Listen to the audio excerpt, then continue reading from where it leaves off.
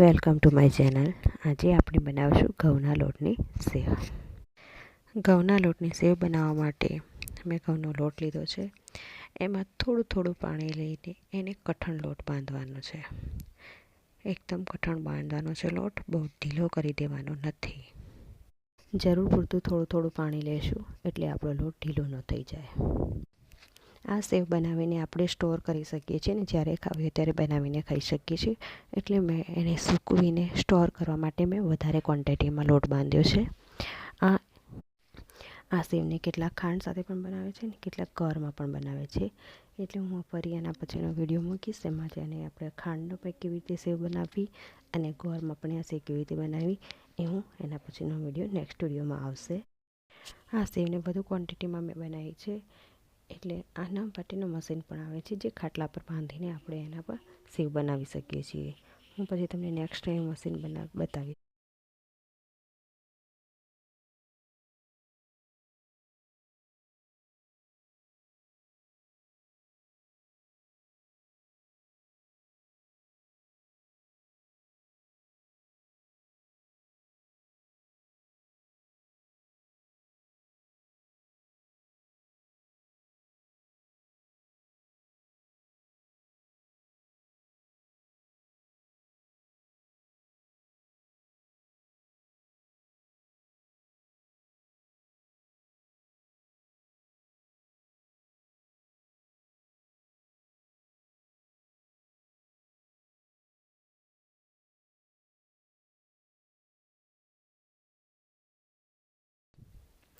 આપણો લોટ બંધાઈ ગયો છે, તમે જોઈ શકો છો કે લોટ કઠણ છે। આવું જ કઠણ લોટ બાંધવાનો છે। એકદમ નરમ બાંધશો તો લોટ અંદર ચોંટી જશે મશીનમાં, એટલે થોડો કઠણ લોટ રાખવો।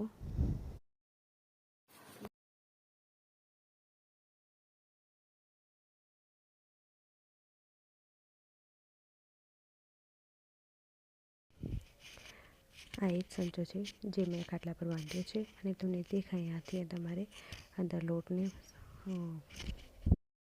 નાના નાના લુવા કરીને લોટને તેમાં વેલણની મદદથી ધક્કો મારવાનો રહેશે અને એ ઉપરથી ફેરવશો એમ નીચે આવી રીતે જો નીચે એવી રીતે સેવ થાય તે સેવ થોડી નીચે સુધી થવા દો અને પછી ધીરે ધીરેથી તમે ઉપરથી લોટને તમે એવી રીતે ધક્કો મારશો, એના કારણે ઉપર મશીન જે ફેરવશે એનાથી નીચે સેવ તમારી મોટી થશે અને આવી રીતે સેવ જો અમારી તમે જોઈ શકો છો મોટી થઈ રહી છે। હવે હું એક કપડું બાંધેલા ચારણા પર એટલે સેવને એક એક કરીને હું જુદી આમ ફેલાવીશ, છૂટી નાખીશ અને જેનાથી એકદમ ભેગી ન થઈ જાય, છૂટી રહેશે એટલે એની સારું એવું બનશે। તમે જોઈ શકો છો હું એક થોડી તોડીને એને અલગ ફેલાવું છું અને સેવ તમે જોઈ શકો છો એકદમ છૂટી થઈ ગઈ છે।